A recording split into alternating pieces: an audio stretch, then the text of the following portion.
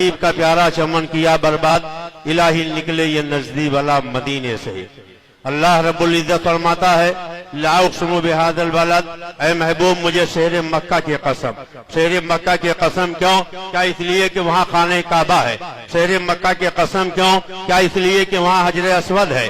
شہر مکہ کی قسم کیوں؟ کیا اس لیے کہ وہاں چاہے زمزم ہے؟ شہر مکہ کی قسم کیوں؟ کیا اس لیے کہ وہاں حتیم ہے؟ شہر مکہ کی قسم کیوں؟ کیا اس لیے کہ وہاں صفا اور مروہ ہے؟ شہر مکہ کی قسم کیوں؟ کیا اس لیے کہ وہاں عرفات و منی اور مزدلفہ ہے؟ اللہ فرماتا وَأَنْتَ حِلٌّ بِهَذَا الْبَلَدِ، اے محبوب مجھے شہر مکہ کی قسم اس لیے ہے اس شہر کے ذروں نے آپ کے قدموں کا بوسہ لے لیا ہے۔ پتا چلا میرے آقا جہاں تشریف لے جائیں ان کے قدم ناز جہاں بڑھ جائیں وہ مبارک جگہ ہو جاتی ہے۔ یہی وجہ ہے سیدی سرکار اعلیٰ حضرت فرماتے ہیں مدینے کے خطے خدا تجھ کو رکھے، مدینے کے خطے خدا تجھ کو رکھے۔ غریب و فقیروں کو ٹھہرانے والے ایک مرد مومن دعا مانگتا ہے دکھا دے یا الہی وہ مدینہ کیسی بستی ہے جہاں پر رات دن مولا تیری رحمت برستی ہے۔ مدینہ طیبہ کا ادب اور احترام وقت نہیں ہے کہ تفصیل سے بتایا جائے۔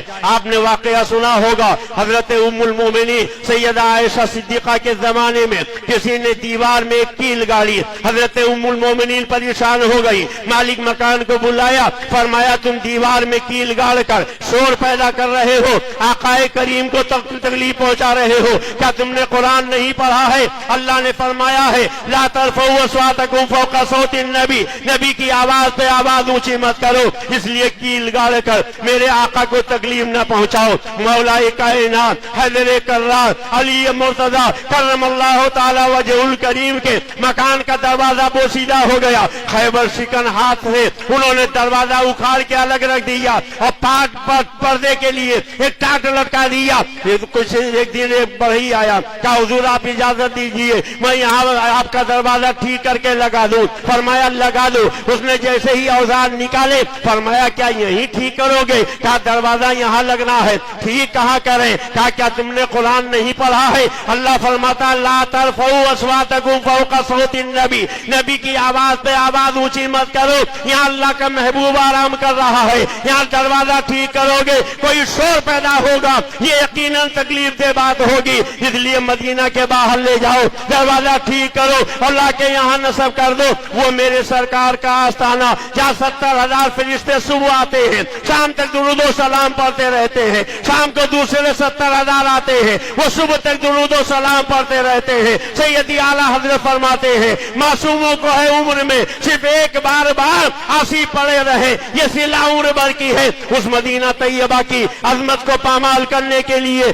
آج سے 91 سال پہلے یہود و نصارہ کی مدد کی بنیاد پر یہ نجدیوں نے تسلط حاصل کیا۔ سیدی سرکار اعلیٰ حضرت کا 130واں سالانہ عموس منا رہے ہیں، یعنی سرکار اعلیٰ حضرت کے وصال سے 12 سال بعد ان نجدیوں کی حکومت آئی۔ ان نجدیوں نے جنت المالا کی ساری قبریں شہید کر دی گئی، جنت البقیع کی ساری قبریں شہید کر دی، خاتون جنت سیدہ فاطمہ زہرا کی قبر شہید کر دی، حضرت خدیجہ الکبریٰ کی قبر شہید کر دی، صحابہ کی قبریں شہید کر ڈالی، اہل بیت کی قبریں شہید کر ڈالی، اس لیے کہ انہیں شرک و بدعت کا کوڑا کباڑہ نظر آ رہا تھا۔ مگر اب ان ظالم نجدیوں نے ایک نہیں دو نہیں، وہ ملک جس کا نام اللہ کے نبی نے جزیرۃ العرب حدیث کے ذریعے رکھا تھا اس کو انہوں نے اپنے باپ کے نام پر سعودی عربیہ نام رکھا، اور ایک دو نہیں اب تک 46 سینما گھر عرب شریف کی سرزمین پر ان نجدی وہابیوں نے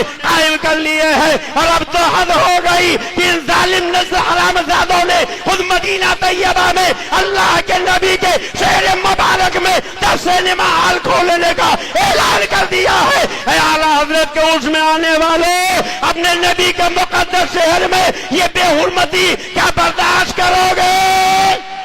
ہاتھ اٹھاؤ وعدہ کرو کیا برداشت کرو گے؟ इसलिए अपनी अपनी बस्तियों में, अपनी अपनी आबादियों में चलते जुलूस करके इन नजदीक के हुक्मरानों को बता दो हम मदीना तैयबा की बेहुरमती बर्दाश्त नहीं करेंगे। हजरत सैयदना अब्दुल्ला इब्ने उमर कहीं तशरीफ फरमा थे, बांसुरी की आवाज आई, अपने दोनों हाथों को उंगलियों को कानों में डाल लिया, कुछ देर तक डाले रहे, फिर पूछा किसी से बताओ आवाज आ रही है? कहा नहीं आ रही है। उंगलियां निकाल ली और उसके बाद हजरत अब्दुल्ला इब्ने उमर ने फरमाया क्या तुमने मुझसे पूछा क्यों नहीं कि मैंने ऐसा क्यों किया? एक दिन अल्लाह के प्यारे रसूल सैयद आलम तशरीफ ले जा रहे थे, बांसुरी की आवाज आई थी, सरकार ने अपने मुबारक उंगलियों को अपने कानों में डाल लिया था, उस वक्त तक डाले रहे जब तक आवाज आती रही। जरा सोचो मुसलमानों, वो नबी जो नाच गाना मिटाने के लिए आए थे, जो नाच गाना खत्म करने के लिए आए थे,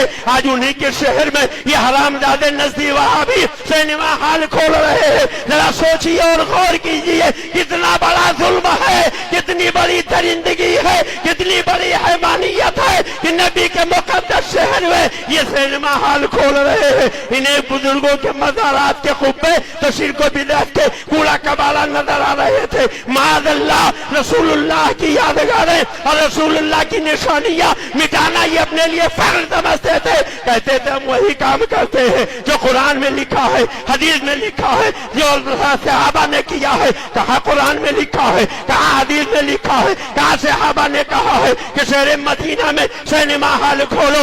इसलिए सरकार आला हजरत के इस उर्स की मुकद्दस तकरीब में मैं ये ऐलान करता हूँ कि कुछ भी हो जाए, आला हजरत के दीवाने, मुफ्ती आजम के दीवाने, ताजुल शरिया के दीवाने, कायदे मिल्लत के दीवाने इसे बर्दाश्त नहीं करेंगे जब तक हमारे जिस्म पे ये सर का सेहरा मौजूद है, हमारे नब्जों में खून की रवानी बाकी है। हम नज़्द के हरामजादों की मुखालफत करते रहेंगे। बोलो कितने लोग इस नापाक हरकत की मुखालफत करते हैं? सुबहान अल्लाह, माशा अल्लाह, जज़ाकल्लाह। अस्सलाम वालेकुम।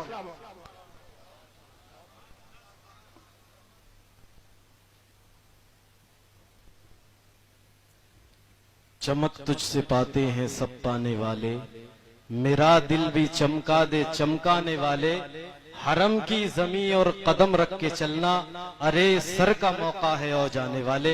हजरात, अब मैं गुजारिश करूंगा गुले गुलजार कादरियत हजरत अल्लामा शाह सैयद गुलजार मियाँ साहब क़िबला वास्ती की बारगाह में कि हजरत अपने कीमती कलिमात से सामईन को महजूज फरमाएं, हजरत के इस्तकबाल में जोरदार नारा लगाएं।